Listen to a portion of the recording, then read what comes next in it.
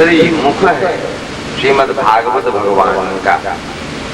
एकादश ललाट पट्टम, ललाट ही 11वां स्कंद है। शिरोपित द्वादश भाती, और ये शिरो भाग है, ये 12वें स्कंद है।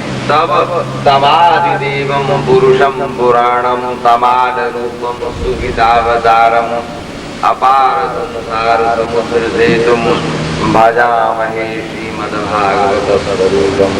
ये तमाल वृक्ष जैसा श्याम वर्ण इनका है। यह सबों के हित साधन करने के लिए ही गोलोक मंडल से यहाँ प्रकट हुए हैं। भगवान तो सबों से नहीं मिल पाएंगे, परंतु स्वयं भगवान इसमें समाहित होकर के हम जीवों के समक्ष आ गए हैं। इस अपार संसार समुद्र से पार करवाने वाले श्रीमद् भागवत भगवान का मैं भजन करता हूँ, सेवन करता हूँ। तेनेयम वाङ्मयी मूर्धे प्रत्यक्षा वर्तते हरि सेवनात् श्रवणात् पाठात् दर्शनात् पापनाशनि। एक एक कथा प्रसंगों को लेकर के चलने में ऐसे हैं, ऐसे भी कथावाचक हमारे छोटे गुरुभाई पंडित श्री श्यामानंद जी हैं। संपूर्ण कथा कहते हैं, बड़े अच्छे कथावाचक हैं, पूर्ण स्थिति नहीं है। मैं सार संक्षेप में कहना चाहता हूँ। और भागवत धर्म कैसे आप लोग साथ ही भारतीय संस्कृति की जो हम लोगों के द्वारा अवहेलना हो रही है, वो पुनः कैसे समृद्धि को प्राप्त कर जावे, जिसकी हम विशाल अमृत वृक्ष को छोड़ करके विष वृक्ष के नीचे आश्रित पहुंचने का रास्ता भूल चुके हैं।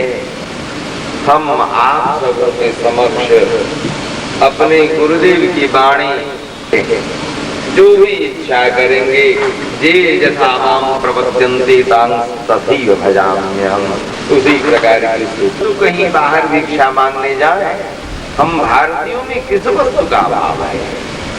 हमारे भारतीय धर्म में किस वस्तु का अभाव?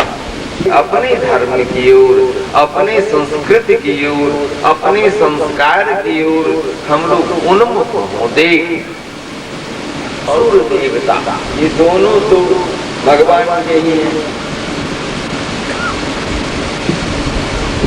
महर्षि हिरण्यकश्यप के पुत्र हो गए प्रहलाद। प्रहलाद के विरोचन के बल प्रहलाद जी के समय लिए तो दैत्य अवश्य थे, परंतु भगवत किसी का अहित नहीं किया जाता। सदाचारी थे, विरोचन भी सदाचारी थे, बल भी बड़े सदाचारी, बहुत ही भजन करने वाले। भागवत धर्म प्रहलाद जी के पौत्र।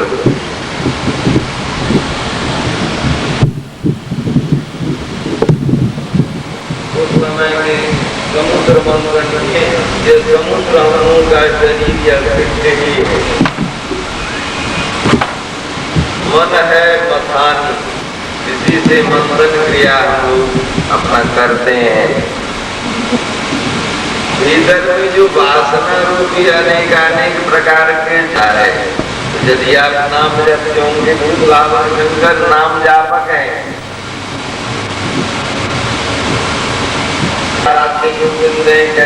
गर्मी न लग जाए, असर न कर जाए, व्रत के माध्यम से उस विष को ही उन्होंने श्याम रूप ही प्रदान कर दिया। नीलापन लिए हुई कालापन में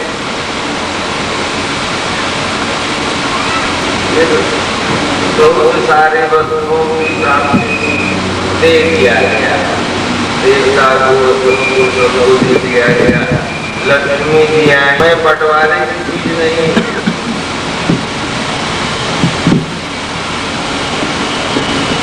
मैं तो स्वयं चुनाव करूंगी।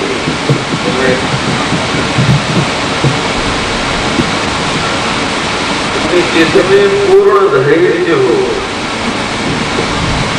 कार्य हो, जिसमें पूर्ण मंगलत्व हो, उसी को मैं वर्ण करूंगी।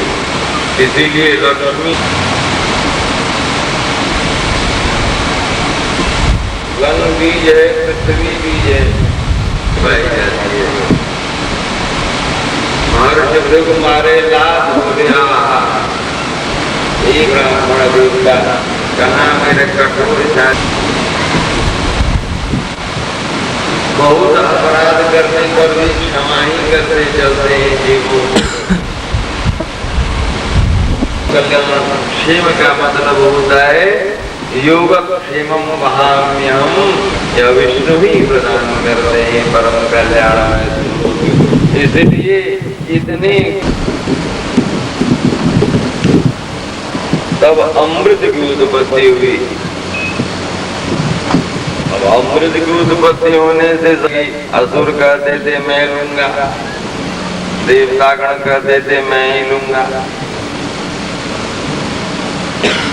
देवता के द्वारा और बंटवारा किए।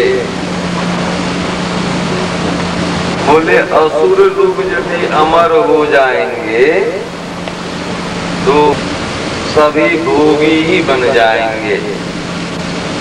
इनमें भोग वृत्ति है और पुरुषार्थ है, परंतु पुरुषार्थ तो कर लेते हैं,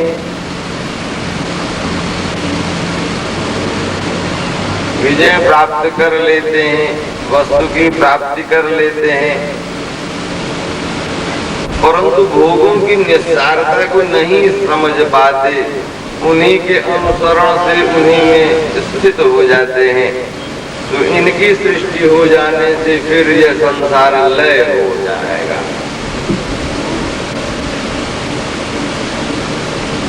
इस बात को देवताओं के बीच में बैठ गए और जिस समय में अपनी मुस्कुराहट और नैन बाणों से असुरों को व्यतीत करते हुए श्याम सुंदर हमारे सूर्य और चंद्रमा के बीच में आकर के बैठ गए। इसका तात्विक विश्लेषण तो बड़ा विचित्र है। अन्य के बीच में क्यों नहीं? अथर्वा शक्ति और चंद्रमा से अमृतमयी शक्ति का वितरण होता है।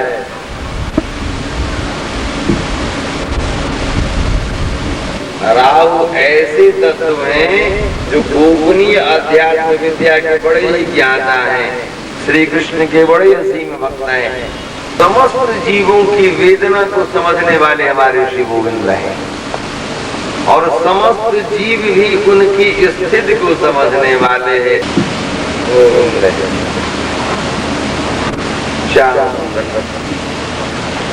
तो उस बीच में बैठ करके अमृत पान कर लिए।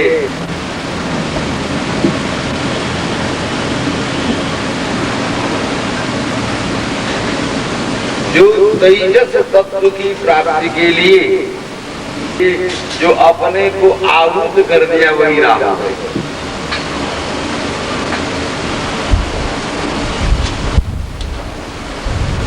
बात जब पता लगी शंकर जी को, रूठ गए श्याम सुंदर से। बोले कैसे हुआ? बोले क्या हुआ? करता हूँ, बहुत स्नेह करता हूँ। कैसा कैसा रूप अपना तुम बना लिए, अवतार बना लिए, देवताओं को दिखला दिए, हमें तुमने दिखाया। असुरों को सम्मोहित करने के लिए न मैं दिखलाया था, मत देखो। बोले नहीं मैं देखूंगा। बहन के साथ मेरा नाम जपते रहते हो, लीला चिंतन करते रहते हो, ये सब क्या देखोगे? असुरों को सम्मोहित बड़ी इच्छा हो रही है। बोले यदि आपने कहीं काम वासना का जागरण हो गया तो? बोले अरे तुम्हारी बहन हमारी है, काम को मैंने ही ये चलाया। बोले अच्छे। बोले बहन पार्वती देख तेरे पति क्या कर रहे हैं। बोले नहीं समझते तुम, मैं तुम्हारी जो घुमाया भी हूँ ना। बोले जब अब चैलेंज कर ही दिए तो देख लो परिस्थिति। मोहिनी प्रकट हो गई महाराज। भूत भागवत शंकर को यह भी नहीं पता लगा कि मेरी बगल में मेरी पत्नी है। सोचो हो जाए